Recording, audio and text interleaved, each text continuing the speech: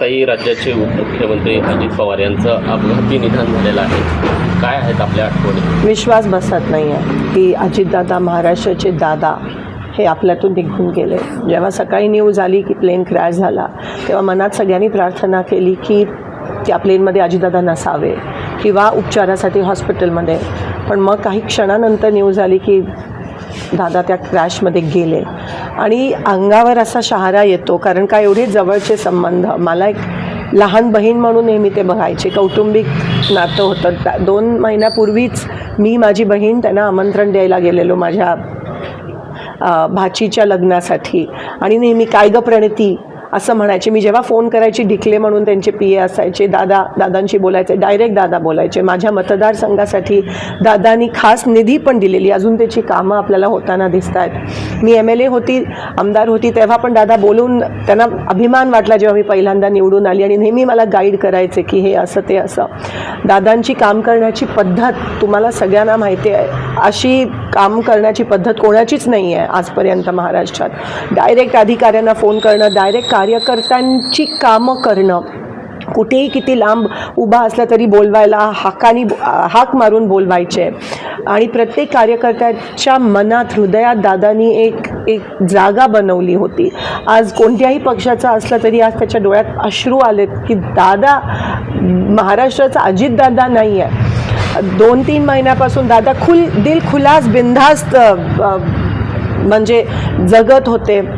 जिल्हा परिषद इलेक्शन्स आहेत, दादा एक वेळेसाठी खूप पर्टिक्युलर होते. जर 9ला मीटिंग असायची तर 9ला 10 मिनटं असताना ते तिथे उपस्थित असायचे आणि सारखं एकदम हेक्टिक लाईफस्टाईल.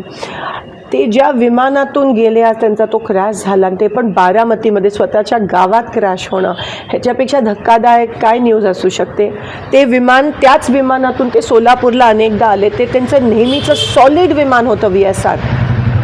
विमान क्रॅश होणं हे खूप शॉकिंग आहे. चॉपर तरी मी समजू शकते, पण विमान लँडिंगच्या वेळेस क्रॅश होणं नेमकं काय झालं हे कोणालाच माहीत नाही आहे आणि दादा आज आपल्यात नाही आहेत. कुठेतरी आपण पाहतोय की तुम्ही त्यांच्यासोबत मंत्रिमंडळात पण काम केलेलं आहे आमदार म्हणून. काय त्यांच्या आठवणी? मी पहिल्यांदा आमदार झाली 2009मध्ये. तेव्हा दादा बघितलं मला विधानसभेत आणि अभिमान वाटला त्यांना. तेव्हा मी सगळे एकत्र होतो आणि तेव्हा दादांचं स्वप्न अनेक वर्षाचं मुख्यमंत्री बनायचं. पण कधी कधी ना मुख्यमंत्र्यांकडे कमी आणि दादांकडे आम्ही जास्त जायचो आणि हक्काने ते बोलवायचे, बसवायचे, काम निधी द्यायचे प्रत्येकाला, कार्यकर्ता असेल, आमदार असेल. आणि दादांची काम करण्याची पद्धत मला माहिती आहे. बोरामणी एअरपोर्टसाठी जेव्हा मी त्यांच्याकडे सकाळीची वेळ दिलेली, आज फोन केला तर म्हणायचे उद्या ये तू, आपण करूयात. आणि मी उद्या सकाळी दुसऱ्या दिवशी पोचायची, डायरेक्ट बोरामणी एअरपोर्टसाठी फोन करून हे 20 कोटी बोरामणी एअरपोर्टसाठी दे, सँक्शन करायचे आणि दुसऱ्या दिवशी त्याचं GR निघायचं. हे विकास कामाबद्दल त्यांना एक जी जाणीव होती ना, कधी स्वार्थ आणि एक घाव 2 तुकडे, जे काय ते तोंडावर बोलायचे, दिलखुलासपणे बोलायचे. एकाला जर एकाचं काम करायचं असेल, कोणत्याही पक्षात असते तर ते दादा काम करायचे आणि ह्याच्यामुळे त्यांच्यावर टीका पण अनेकदा झाली. पण दादांना त्याची पर्वा नसायची. आज पण ते ज्या पद्धतीत आपल्या लोकांसाठी, त्यांच्या लोकांसाठी वन फिरायचे प्रचारासाठी. कोणी बोलवलं तर लगेच जायचे, फोन उचलायचे. हे तुम्हाला दिसणार नाही अनेक लोकांमध्ये महाराष्ट्रात. आणि म्हणून आज एक खूप मोठी पोकळी निर्माण झाली आहे. कारण का दादा गेले, विश्वास होत नाही आहे.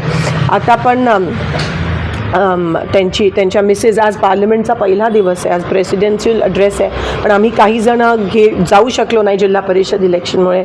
तिथून त्या निघाल्यात आणि पवारसाहेब पण मला असं वाटतं तिथून दिल्लीवरून निघाले. सुप्रियाताई आहेत आणि पुण्यात लँड होऊन मग बारामतीला बाय रोड येणार, कारण का बारामती एअरस्पेस बंद आहे. पण मला विश्वास होत नाही. आणि ते त्यांचं विमान, म्हणजे जे आपण म्हणतो की ट्विन इंजिन असायला पाहिजे, सॉलिड, ते त्या बाबतीत पर्टिक्युलर होते. आणि क्रॅश होणं बारामतीत स्वतःच्या गावात खूप मोठा लॉस महाराष्ट्राचा.